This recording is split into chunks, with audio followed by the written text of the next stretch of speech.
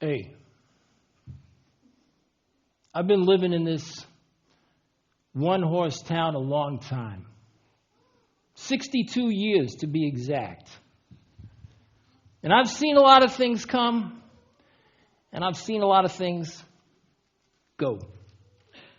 And I've made a few mistakes along the way. I try not to get too worked up about anything. Just mind my own business. Well, this here's my business. My hotel. I call it the Inn at Bethlehem Hills. Sounds fancy, don't it? A real estate developer friend of mine gave me the idea, so I took it. That's my philosophy. Always take the advice of friends, if it's good advice. It's a good business. Not a luxury resort, but friendly and clean, popular with the businessmen, and it brings in enough money to pay for itself, so I don't complain. But every once in a while, we get a family coming through town looking for a place to stay. Excuse me, I haven't had my dinner. Well, I had half my dinner. Every once in a while, we get a family coming through town looking for a place to stay. And as a general rule, I don't like to take in families because I don't like kids that much. Present company accepted, all right? I mean, here's the thing. Kids are okay. But baby kids are always yelling and screaming, keeping the guests awake. And as a general rule, I like to keep the guests happy. See, a long time ago, something very strange happened here, and I've never been able to forget it. I was in my late 20s, already been married for a few years already, 3 kids of my own by then. The hotel I took over from my father, and it was a much smaller affair back in the day. In fact, we only had 4 rooms, but there was hardly ever a vacancy, and you know, if there was, the kids, we didn't mind having the extra room spread out, you know, have a little more room. But things started slowing down when the Romans, I hate their guts, when the Romans decided to levy another tax on us. Yeah, but they just had a tax about 2 years before that, so I don't know what happened. I guess, you know, the emperor needed some new clothes or something. Anyway, a tax is no. So what the emperor did was he had to call a census. You see, that's how the Romans do it. They think they're so smart. You know, they're like, well, we're going to tax people, so we got to count them first, and that way we'll make sure we don't miss anybody. Yeah, I got news for them. They miss plenty of people.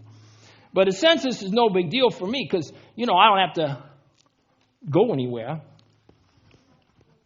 But the problem is it dries up business travel for a few months, and consequently, the only customers I get are families with kids. And I already made myself clear how I feel about kids, did I not? Yeah. So this one particular evening, the hotel was full. I mean, you know, all 4 rooms, but 2 of the rooms were occupied by my relatives, so they were not exactly paying customers, if you know what I mean. One room had a businessman, and the other room was a family with 3 kids. All in all, that night, there were 8 human beings, and I use the term loosely, 8 human beings in the hotel under the age of 7. 2 of them were babies who were crying off and on just to make me mad. And the other 6 were raising a ruckus, causing commotion, and getting on my nerves. Although I have to admit, they can be kind of funny, you know. So one boy grabbed my broom, all right, and it's his sword, right? And now they went out back. They found a gourd. They cut them in half. They put the gourd on their head, so it's like the helmet. So now they're a Roman soldier. All right, so he gets the other 5 kids and he lines them up right up against the wall. And he first counts them. He goes 1, 2, 3, 4, 5, and then he taxes them. He goes, give me the tax, give me the tax, give me the tax. So all night long they're carrying on. They're playing Caesar census taxing game. And so they all take turns. They're lining up, counting them, and taxing them, counting them. And sometimes somebody refused to pay the tax. That was hilarious. So they arrest him. They put him in jail. They give him my broom and they make him do manual labor. Yeah. I mean, it was funny, okay? Yeah, but it was also obnoxious, all right?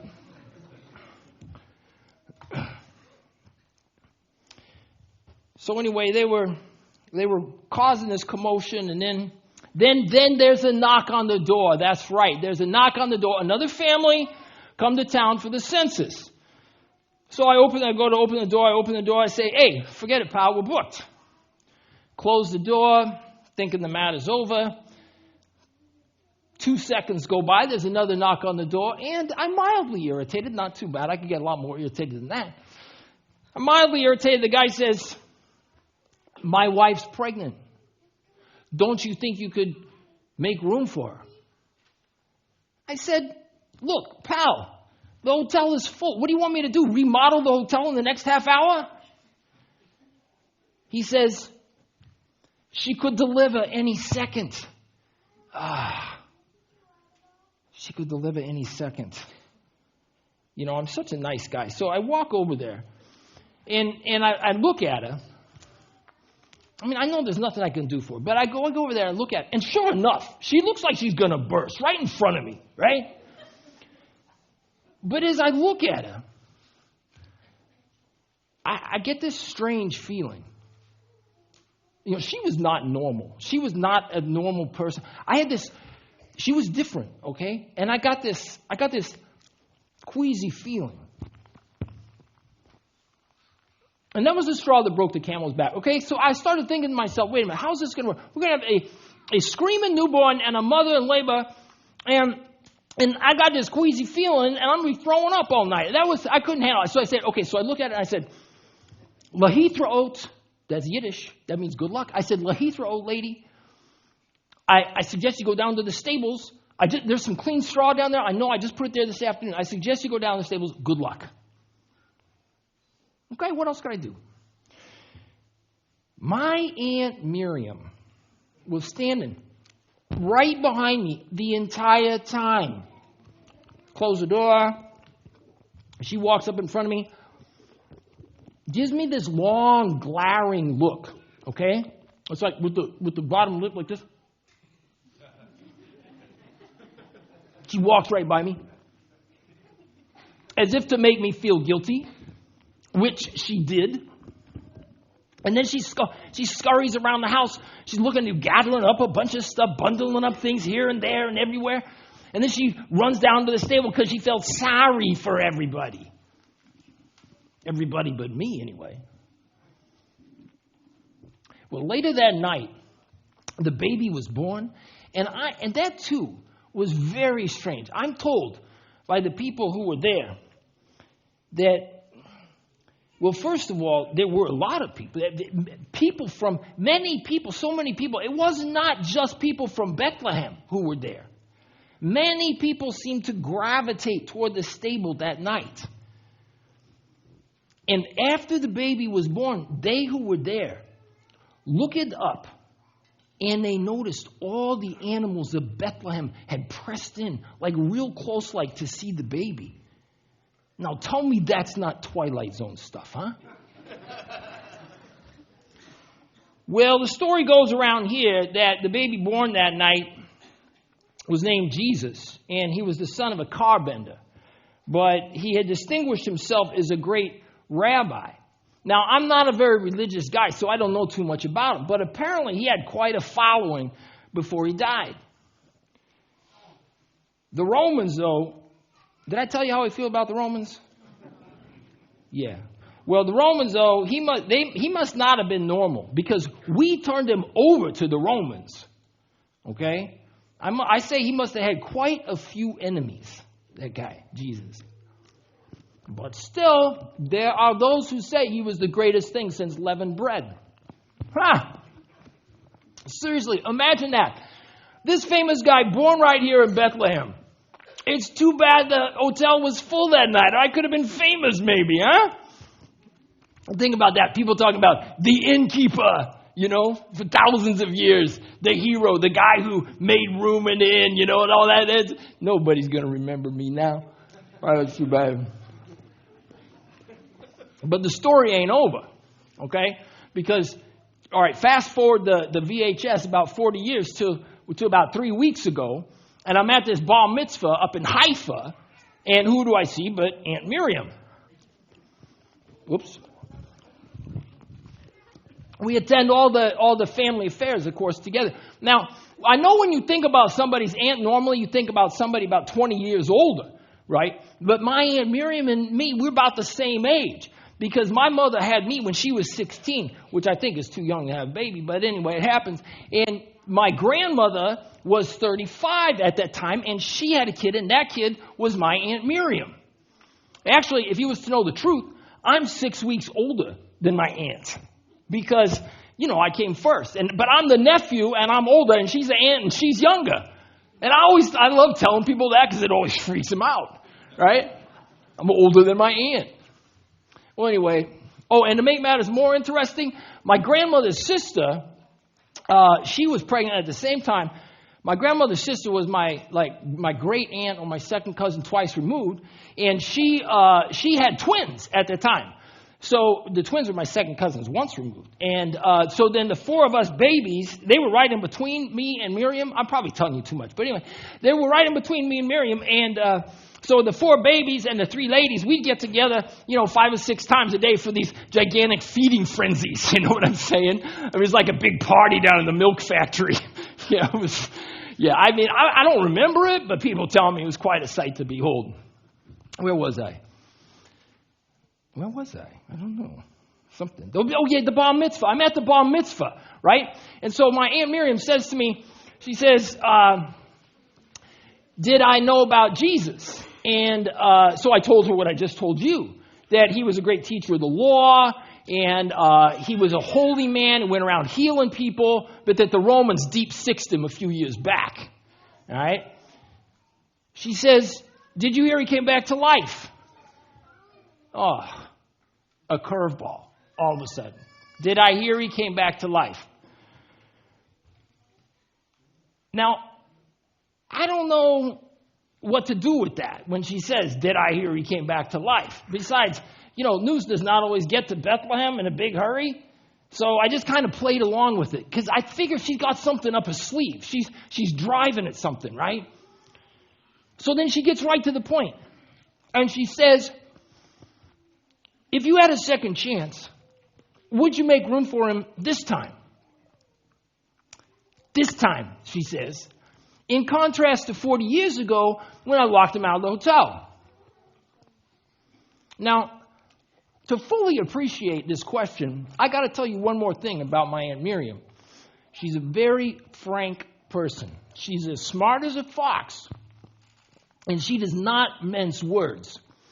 She has a way of always saying exactly what she means, but this time she wasn't meaning exactly what she was saying, if you know what I mean. What she said was, if I had a second chance, would I make room for him? So I start thinking to myself, okay, look, Jesus coming to town, and he needs a place to stay, and would I reserve a room for him in the hotel so he doesn't have to sleep down in the stable again? And no sooner do I think that, then I catch this look in my Aunt Miriam's eyes, and I realize she's not asking, did I have room for him in the hotel? She wants to know,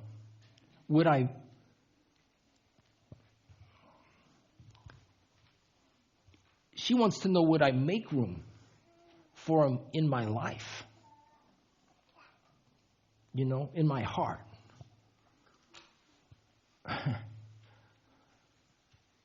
Just like that. I couldn't answer. I froze right there. I didn't know what to say. I left the bar mitzvah. And I've been thinking about it ever since. So today, I get this letter from my Aunt Miriam. And all it says is one thing. You have a second chance. Now, I don't know how she knows that, okay? But the thing is, I believe her. Because it had the ring of truth. And that's my philosophy. If something has the ring of truth, you better believe it, even if you can't prove it. But when I got the letter, you see, that was all I needed. I just needed somebody to take away that little if. If I had a second chance, would I make room for him? I could never answer that question because it was too hypothetical. Huh? But now that I know I have a second chance, I decided what I'll do. I'll make room for him this time. Okay? I'll give him breakfast in bed. I'll roll out the red carpet. I'm not going to make the same mistake twice. All right? That's my philosophy. Don't make the same mistake twice. So I'm going to give him the presidential suite. I'll give him the grand ballroom. I'll give him the closet and the doors and the attic and the cellar. I mean, I'll give him the cellar of my life, which, I don't particularly want to take people to the cellar. But I'll give it to him. In fact, I'll do better than that. I'll go sleep in the stable and he could have my bed. Yeah. That's what I'm going to do. I'll make room for him this time. Oh, yeah. This time, I'll make room for him. Will you?